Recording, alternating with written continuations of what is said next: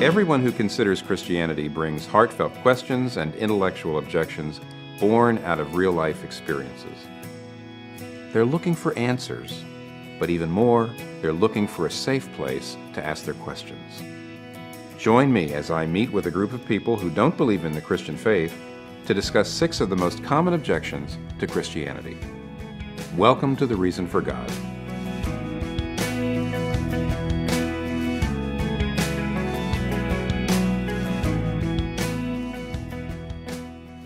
Welcome to The Reason for God. I'm Tim Keller, Redeemer Presbyterian Church, and you wouldn't be here unless there were plenty of questions, maybe objections that you have that make Christianity for you right now untenable. And Paul, the Apostle Paul in the Bible, also had lots of questions. They weren't the same as ours or yours, but they were very formidable. For example, he was a devout Jew, studied the Old Testament Bible all his life. Hears that Christianity means that half the Old Testament's obsolete, all the stuff about sacrifices and things and ceremonies. And so he says, Christianity can't be true. So he had very, very big objections, yet he became a Christian. So what happened to his questions that he was able to do that? Like Paul, we today have all kinds of questions. People have lots of questions about the Bible, and that's what we're talking about tonight. And in fact, this is the question we're going to be discussing. Many people say that the Bible's filled with good things, but they ask, isn't the Bible a myth? And hasn't science disproved Christianity? Many people say that though there's many good things in the Bible, you can't treat it as authoritative because in some cases it's just mistaken. It's either scientifically inaccurate or historically unreliable or culturally regressive.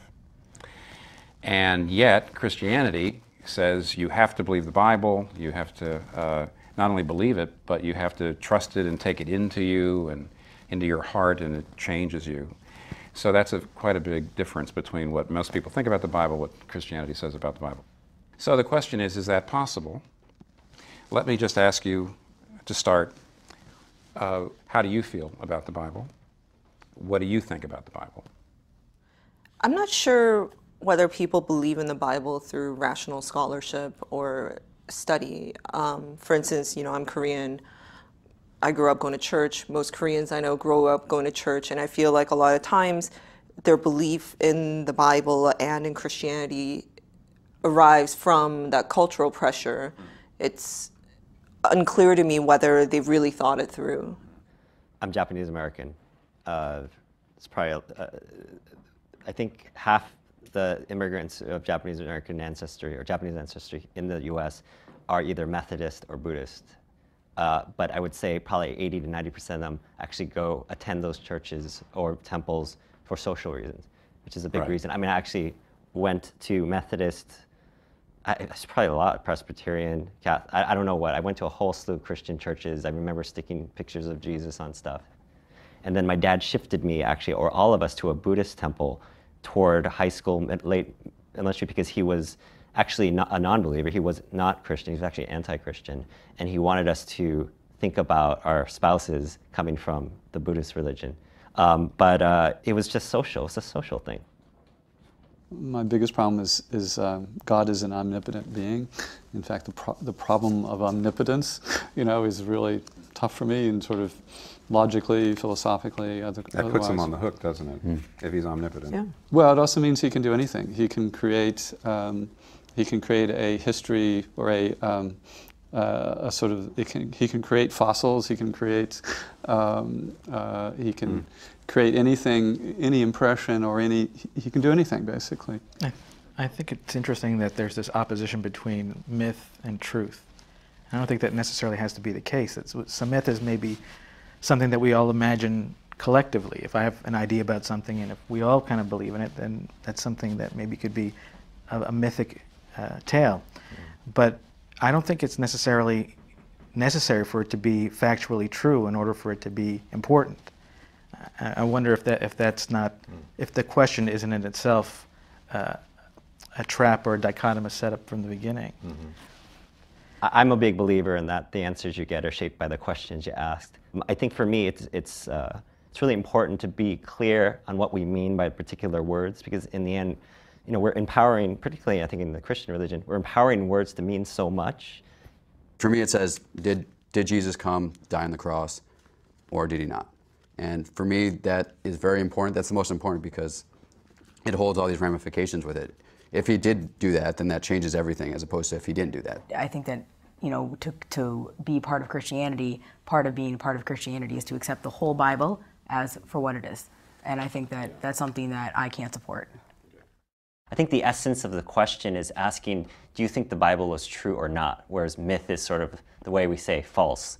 And the way I feel about that is, I just don't think it's a relevant question. I think the Bible is a wonderful text, complex, a lot of things going on. I know some people believe it to be the truth. I myself do not. I have a question for you, though. Like, do you believe in something larger than yourself, then, or larger than our immediate material world? I definitely do. I believe that there are a whole, whatever thing out there that we do not have the capacity to understand.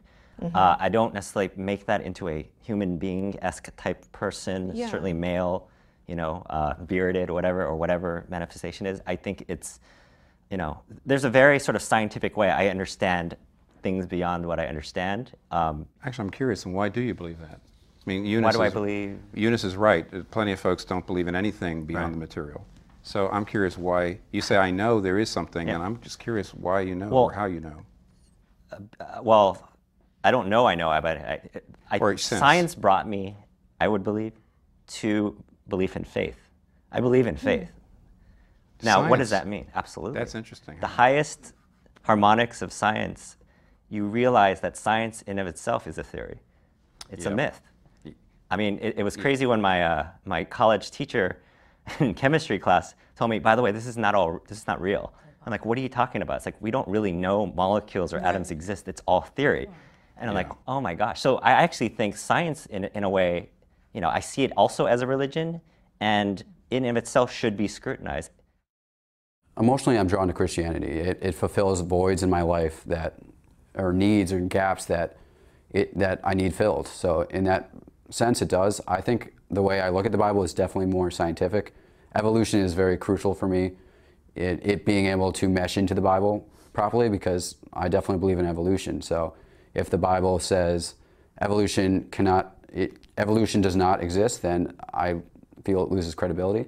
So that's definitely critical for me to believe. And I definitely feel like there's a burden of proof on the Bible to make Christianity true. Science can't give you meaning in life. It can't tell you right and wrong. It can't tell you what to do with your guilt. So there's plenty of things that the Bible claims to have the answers for that science couldn't give you the answer for. Science is designed only to give us really numbers. I mean, that's primarily what it's designed to do.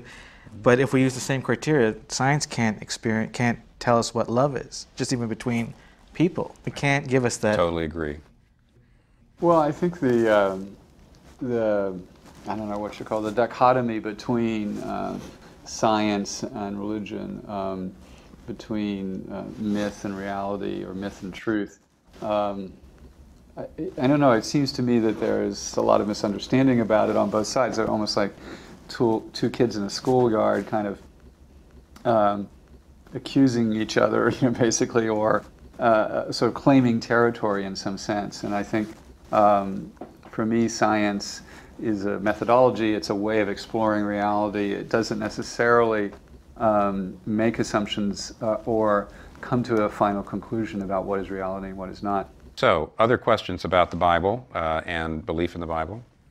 I guess one that I have is there's a lot of miracles that happen in the Bible, but yet I've only been alive for 25 years. I've never seen like a miracle along the what happens in the New Testament. Mm-hmm. I guess just two things, two ideas. One is that actually, if you read the Bible, you don't actually see miracle every chapter. Mm-hmm. There are periods of miracles when God's doing big things. So I don't think the Bible teaches that miracles happen all the time. They tend to come in swarms. The only thing I'd say about the miracle is you couldn't say miracles are impossible unless you could disprove the existence of God. See, if there is no God, if there is a God, I should say, then miracles have to be possible. You can't disprove God, and therefore you have to at least philosophically be open to a miracle. But the problem with science is science assumes a natural cause for everything. That's how it does its work. And if it sees something that looks like a miracle, it's never going to declare it a miracle. It's going to say the data isn't all in. And so it by definition, could never see a miracle even if it was there. That's its job. So if there is a God, then there has to be at least the possibility of miracles. So I have to be open to it when I read it in the Bible, I think. But how does that make it any more true in the sense of the things that actually did happen, whether Jesus sacrificed himself? Because I'm not sure if there's evidence for that. Oh, you're asking about the evidence? Well, I think let me give you a response, and we'll see what you all think of it. If you go to the places in the New Testament where the Bible describes the life of Jesus, that's the four Gospels, Matthew, Mark, Luke, and John. That's the best place to start and ask the question, did this really happen? Is this true? Did these things happen? And there actually is. I'll give you a real quick survey of the reasons why you can rely on the historicity of those passages. So for example, the Gospels were written not 100 or 200 years after the events. They were written within the lifetime of the eyewitnesses. Matthew, Mark, Luke, and John were all written within 30 to 50 years after the events of Jesus' life. And Paul's letters were written 15 to 25 years afterwards. And because of that, you can't just make up wholesale fabrications. You know, 40 years ago I was in college, truth may be told, and I remember college pretty well. So if somebody came along and said, you know, on your college campus this and that happened, and I was there, I would say, no, it didn't. So it's 100 or 200 years later when everybody's dead, you can just make things up. But Matthew, Mark, Luke, and John were written too early just to make things up. Secondly, the eyewitnesses are actually often named in the book. So for example, in Mark chapter 15, there's a place where it says Jesus was on his way to the cross, and a guy came and helped him carry the cross. His name was Simon of Cyrene. And then Mark says Simon of Cyrene is actually the father of Alexander and Rufus, period. Then he goes on, just mentions Alexander and Rufus. And that would be incoherent unless Alexander and Rufus were people that were alive and you could go talk to them. And Richard Bauckham, who's this New Testament scholar, says that when you see a name like that in the gospel narrative, it was like footnotes today. It was a way for the writer to say, this person's still around and you can go talk to him. So you can't look, I don't think, at the gospel narratives as legends that were written a long time ago. They're written as historical documents, and that's part of an answer to your question of, can you rely on them? When I think about my profession as an attorney, one of the things that, for me at least, signifies like the differences between lawyers and other people is that we're really into words. It's what we do. Whether you write contracts, whether you read a case, whether you argue in front of a court, it's all about precision. And I think people who really believe in the Bible believe that like the words are there for a reason, they're constructed that way for a reason. But for me, it's like, well, the Bible has been translated several times over, and you know, there are different parts that were cobbled together, and I just can't imagine that it remains as precise. And I guess, you know, my training as a lawyer always makes me question the language that I'm reading and the words the way they're constructed. Yeah, to me, if there was nothing bigger than myself, like, it seems so pointless. Yeah. Like, there's so many things I can't explain, so unless I thought there was a bigger system that I couldn't conceive of, I think that would be like really depressing. Like, but I don't find it is. I mean, it's one of the things I can believe in is that there's nothing larger than, and that's okay. Yeah, I think you can still have faith that tomorrow will, you know, the sun will come up and then I can be happy. And then morality. Morality, yeah, I think you can. Well, the Christian approach to truth is different. Right. So when two people say, well, you have your truth, I have my truth, or you have your morality, I have my morality, Christianity would say, truth is reality. I can't form it.